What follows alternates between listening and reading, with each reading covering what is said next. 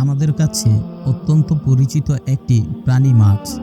পৃথিবীর অন্য সব প্রাণীর জবান থাকলেও মাছের জবান নেই এবং এরা পানিতেই বসবাস করে।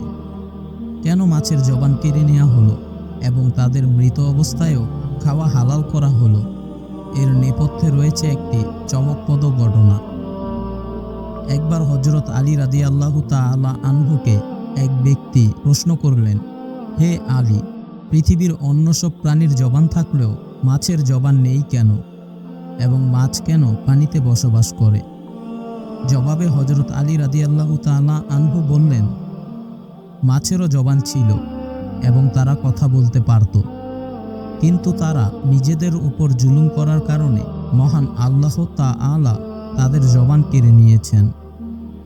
ওই ব্যক্তি আবারও প্রশ্ন করলেন, হে আলী, মাছেরা নিজেদের উপর কি জুলুম করেছিল?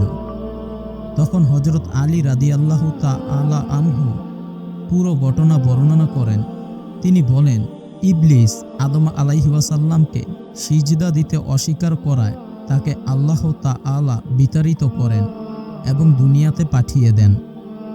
ইবলিস দুনিয়াতে আসার পর সব ধরনের প্রাণীদের কুমন্ত্রণা দিতে লাগলো। সবার প্রথমে সে কুমন্ত্রণা দেয় মাছকে। ইবলিস মাছকে বলে, সাবধান, মানুষ এসে পৃথিবীতে জুলুম অত্যাচার করে ঘুরে বেড়াবে। ওই সময় মাছেরা জল ও স্থলে চলাচল করতে পারত এবং কথা বলতে পারত। ইবলিস মাছদের বলল, মানুষ পৃথিবীতে এসে তোমাদের জীবিত অবস্থায় টুকরো টুকরো করে কেটে খাবে।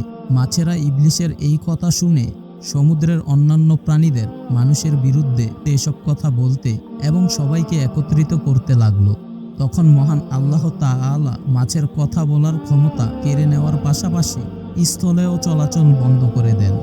এরপর থেকে মাছ আর কথা বলতে পারে না এবং শুধু পানিতে বসবাস করে। শুধু তাই নয়, মাছের জন্য মহান আল্লাহ নতুন একটি বিধান জারি করেন। তা হলো, মাছকে জবেহ করে খাওয়ার প্রয়োজন নেই। তাদের জীবিত কিংবা মৃত উভয় অবস্থায় কাটা যাবে এবং খাওয়া যাবে। বস্তুত মাছ ছাড়া অন্য কোনো প্রাণী জবেহ করার আগে মৃত অবস্থায় খাওয়া জায়েজ নেই। এজন্য অন্য সব হালাল প্রাণীকে আল্লাহর নাম নিয়ে জবেহ করার বিধান থাকলেও মাছের ক্ষেত্রে তা প্রযোজ্য নয়।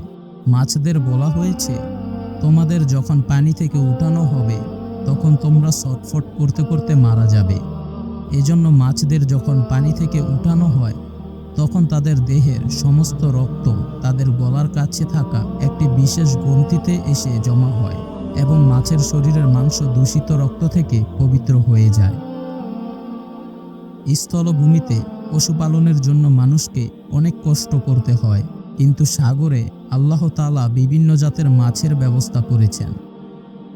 মাছ খাদ্য হিসেবে যেমন উৎকৃষ্ট তেমনি সহজলভ্য। মহান আল্লাহ তার কুদরতের নিদর্শন বর্ণনা করতে গিয়ে সাগর ও মাছের প্রসঙ্গ টেনেছেন।